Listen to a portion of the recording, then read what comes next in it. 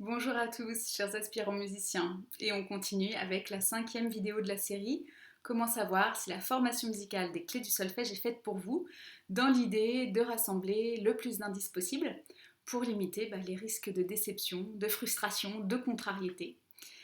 Et pour ça, je vous parle aujourd'hui de 3 points en lien avec la présentation du travail qui font qu'on accroche avec une méthode et un prof ou pas.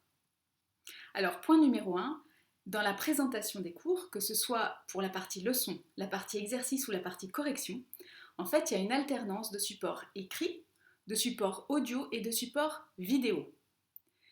Pour une grande majorité de personnes, normalement, c'est le trio gagnant.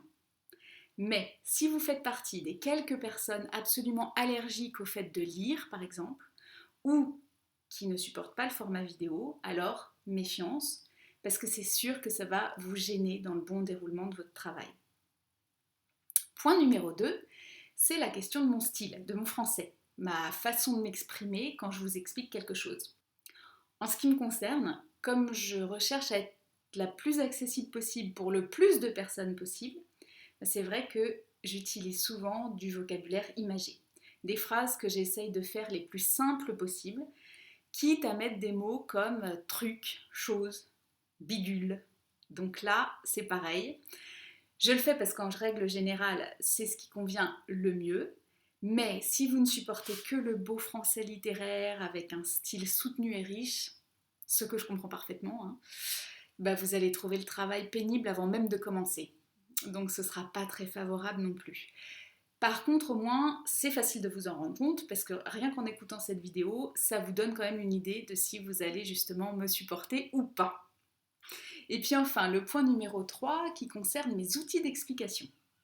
En fait, quand je commence une leçon, j'utilise presque à tous les coups des comparaisons avec votre monde habituel et quotidien.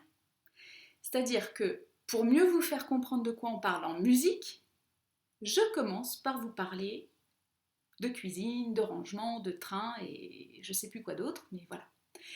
Donc ça, je sais que c'est une façon de faire qui aide extrêmement bien 80% de la population environ. Que c'est moins efficace pour 15% environ d'apprenants et qu'il y a aussi presque 5% de personnes que ça dérange parce que ce n'est pas leur mode de fonctionnement tout simplement. Donc évidemment, l'idée, c'est de vérifier que vous ne faites pas partie de ces 5%. Mais là encore, l'avantage, c'est que la solution n'est pas compliquée.